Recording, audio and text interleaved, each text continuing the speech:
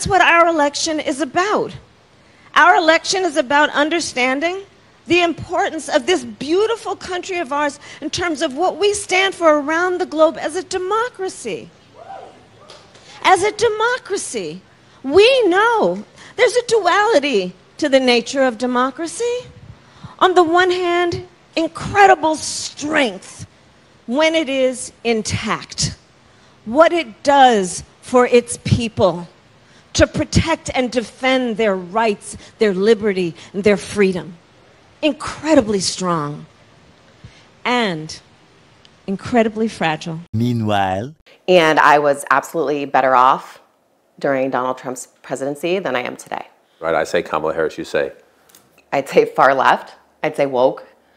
I'd say sidestepping. I'd say not truthful. All right, guys, so we got to talk about Kamala Harris, who decided to take a question, which is something that she rarely does.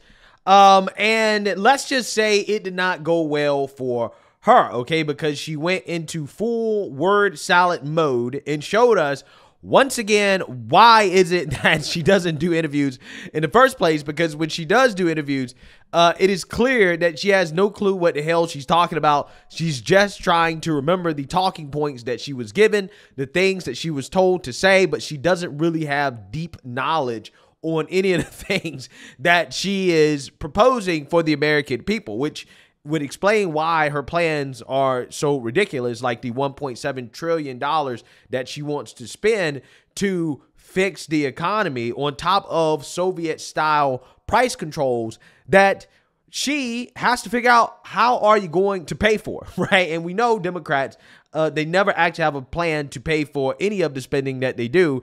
They just believe that you could just spend money into perpetuity because that is their economic policy, which is so bad that even the New York Times is coming out here and ripping Kamala Harris, specifically when it comes to her proposal on price controls. But the price gouging is just, well, Catherine Rampell, the Washington Post columnist and NewsHour contributor, said it's impossible to exaggerate how bad this policy is. And I agree with that. And Catherine had a good line that if your opponent is calling you a communist, maybe don't lead with price controls. And so price controls just create shortages. They create black markets. We've seen it happen in Venezuela. We've seen it happen in the Soviet Union. Price controls just don't work. What's worse about that, first, it's trying to address a problem that does not exist. Grocery prices, inflation has been less than 1% for the past year. It's over. We had a surge, but it's over. The problem does not exist. But the real core problem is it expresses a level of economic illiteracy, which is kind of surprising in a responsible Democratic candidate. The idea behind greedflation is that we had all these years of low inflation under Obama and under Bush's, and I guess people weren't greedy then. And then Biden gets in, and suddenly, magically, they all get greedy and start price gouging. And they do it at Kroger's, at Harris Teeter, at H-E-B. Suddenly, there's this mass of price gouging, and she thinks she can prosecute it. That's not why inflation surged. Inflation surged because we had a pandemic, which screwed up supply chains and productivity. Then the Biden administration overstimulated the economy, too many dollars chasing too few goods. Obama administration officials Larry Summer and Jason Furman said at the time, this is going to cause inflation. Lo and behold, it did. The Fed has to clamp down on growth, raising everybody's interest payments. That's what causes inflation. That's solid basic economics.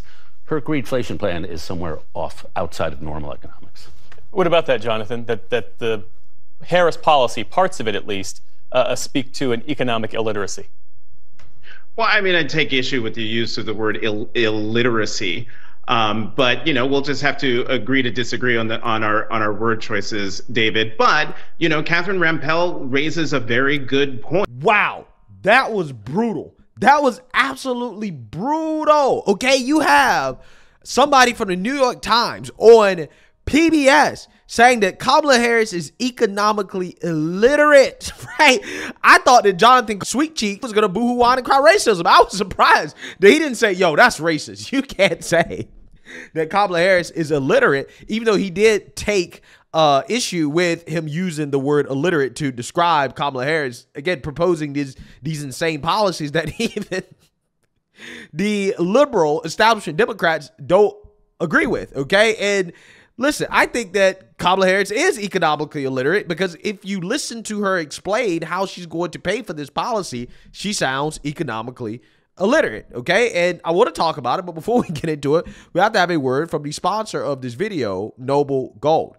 Are you worried about the future of the U.S. economy? With so much uncertainty in the air, it is natural to fret about the security of your retirement savings. However, there's one asset that stands the test of time, and that is gold. For centuries, gold has been a hedge against market volatility and economic instability. With a gold IRA from Noble Gold Investments, you can harness the power of precious metals in order to secure your financial future. By rolling over your existing IRA or 401k into a self-directed gold IRA, you can enjoy the potential for long-term growth and stability. Diversify your portfolio with a tangible asset that has real value. Setting up a gold IRA with Noble Gold Investments has never been easier with its streamlined process and expert guidance. This election year, do not let the volatility and uncertainty keep you up at night. Vote for the timeless safety of gold and silver in 2024. And Noble Gold Investments will give you up to 10 1-ounce silver Trump coins or a 10-ounce silver American flag bar if you open a qualified account. Go to noblegoldinvestments.com now. That is noblegoldinvestments.com. And just remember, there's a risk with every investment and there's no guarantee of any kind. You unveiled some economic policies last week. Yeah. Can you explain how you're going to pay for those? And can you give us a sense of what other policies you want to unveil going forward? Sure. Well, I mean, you just look at it in terms of what we are talking about, for example, around children and the child tax credit and extending the EITC. It's at $6,000 for the first year of a child's life. The return on that investment in terms of what that will do and what it will pay for will be tremendous. We've seen it when we did it in the first year of our administration. We reduced child poverty by over 50%. So that's a lot of the work. And then what we're doing in terms of the tax credits, we know that there's a great return on that investment. And when we increase home ownership in America, what that means in terms of increasing the tax base, not to mention property tax base, what that does to fund schools, again, return on investment. I think it's a mistake for any person who talks about public policy to not critically evaluate how you measure the return on investment. When you are strengthening neighborhoods, strengthening communities, and in particular the economy of those communities, and investing in a broad-based economy, everybody benefits, and it pays for itself. Yeah, so you seen that, you heard that, okay?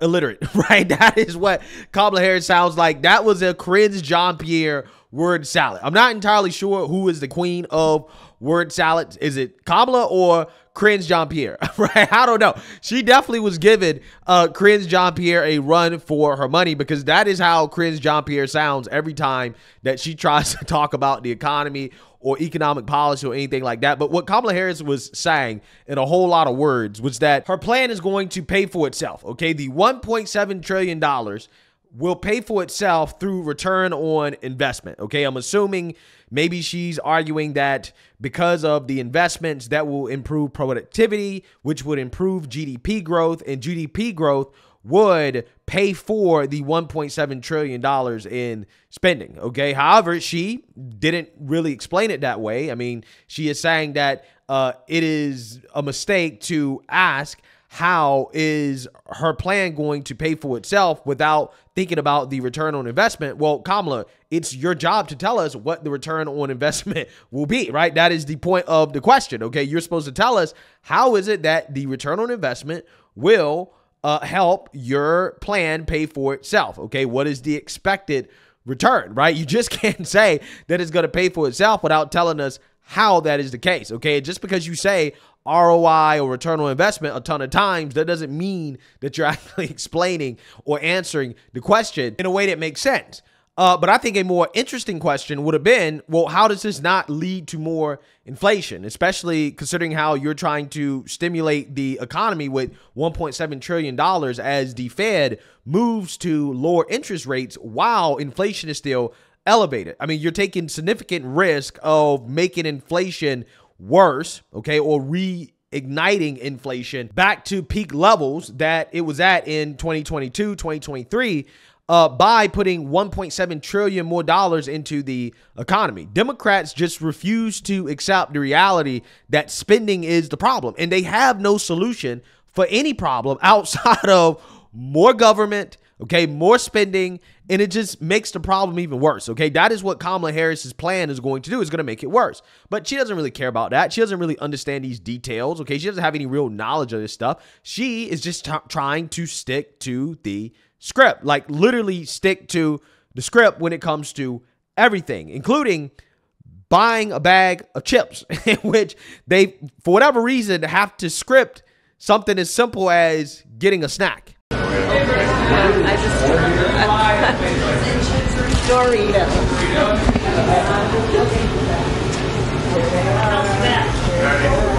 Huh?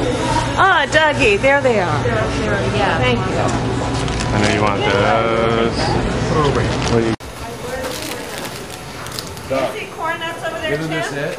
Oh, yeah, That's the big. There you go. That's funny. You see corn nuts over there?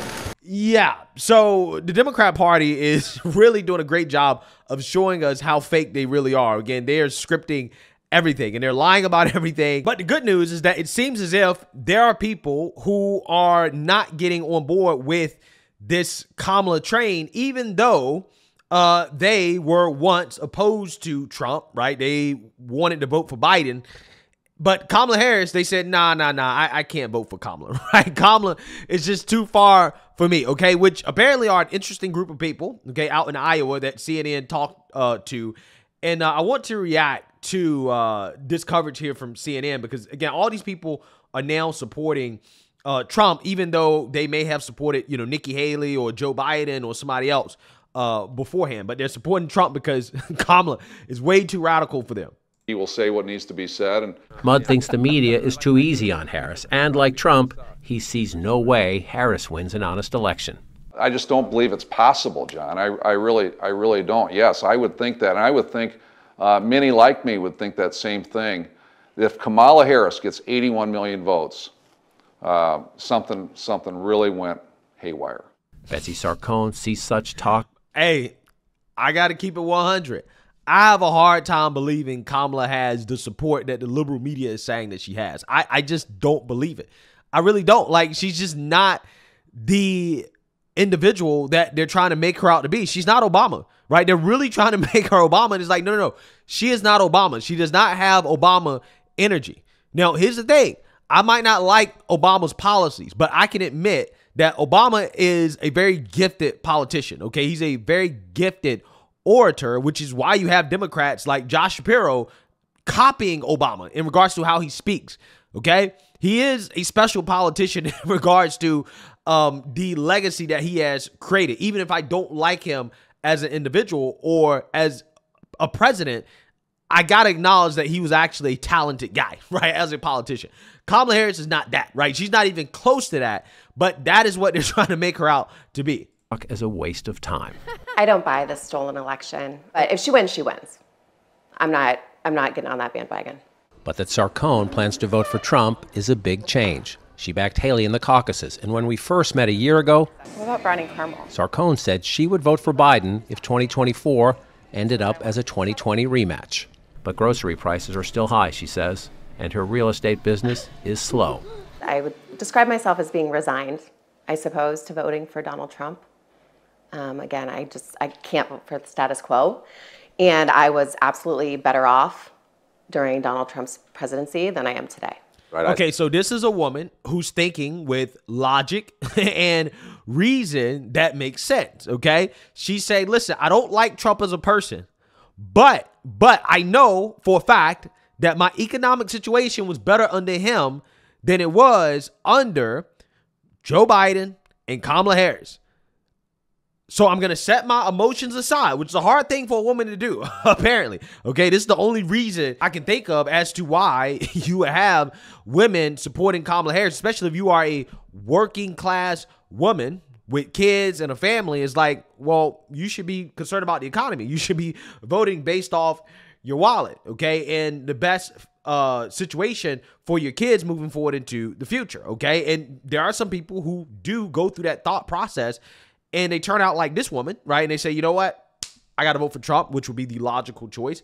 But then you have some people who make illogical decisions that, well, the best thing for the future of my kids is for abortions to be legal everywhere across the country, right? No restrictions on abortions and LGBTQ rights, right?